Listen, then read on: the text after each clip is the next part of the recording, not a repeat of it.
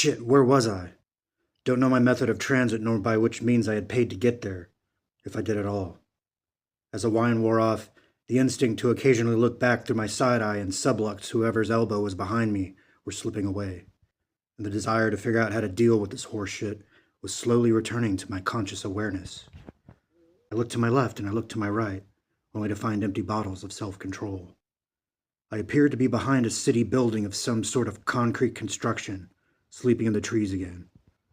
Behind some sort of parking garage this time? But where the fuck and why the fuck were two questions yet to be answered. Hell, I had only just woken up and had yet to ask myself.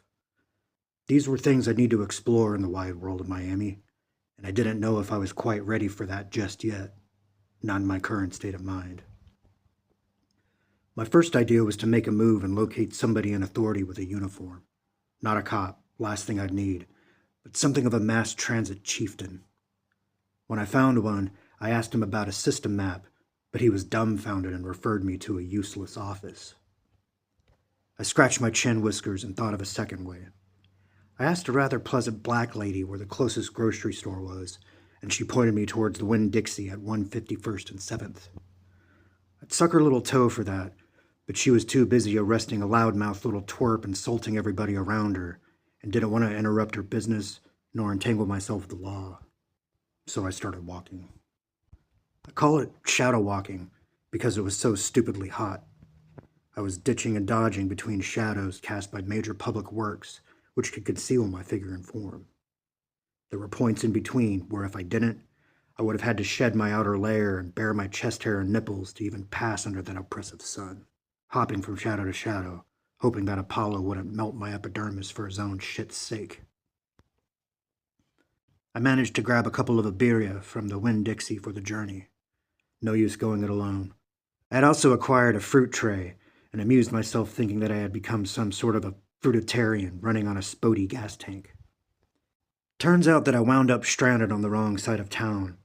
Biscayne Gardens, a dead stench with no promise of escape. Flat broke, not even $1 to buy mercy from a bus driver. That left only the primitive option, walk. A long, punishing haul through the Miami heat, each block stitched together with exhaust and bad neon, dragging myself towards Miami International, the one place in this whole lunatic sprawl where things might, by some miracle, make sense. The logic, cracked as it was, told me to hump the buses south on 7th, stalk the lumbering fuckers until one of them led me to a bus shelter. There, a system map on the bus stall would give me my bearings. I kept the wine strapped to my side like some desert gunslinger, sipping only every few blocks.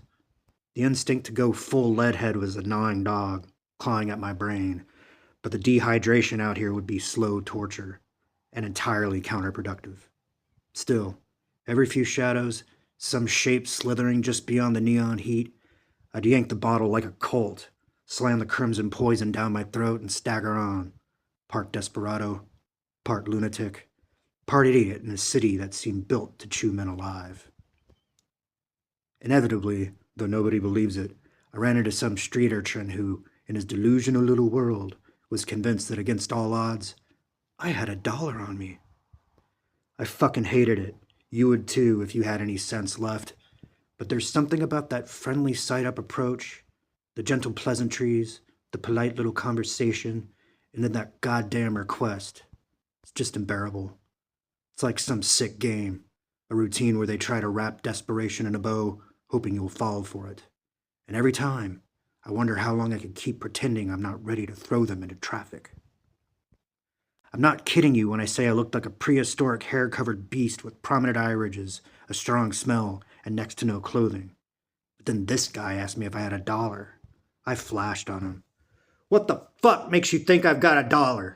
I'm homeless, you miserable little shit. I'm walking. I'm not living some comfortable life where I'm carrying cash around like a fucking idiot. And you think I've got $1 to spare? Go fuck yourself. Jesus Christ. I was about ready to fight when I saw it fade away from his eyes. He was just another displaced street mammal. He pointed to a parked bus in the distance and suggested that the driver might just give me a ride to, well, anywhere. That's not where I'm going, fucker, I side-mouthed back at him. I shook my head and kept moving. The whole damn mess was on the last best friend now, and I was just along for the ride. No say, no control, just a passenger on this hellbound train. I didn't have time for people. Not now. Not here. Miami wasn't the place for polite hellos or small talk. The heat, the noise, the crawling streets. It was all just a sick joke, and I was stuck in it. Hell, the whole city could burn to the ground and I wouldn't bat an eye. I had bigger fish to fry, and none of them had a damn thing to do with whatever dance we were all stumbling through. The bus driver was crossing the street, perhaps for a piss.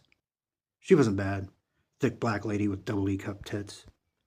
But I wasn't about to take this fucking joke's advice on what to do or what not to do. Nah, fuck that. It was about time to do it right. The next time wouldn't cut it. Fuck it. This was it. Time to set standards. So I marched.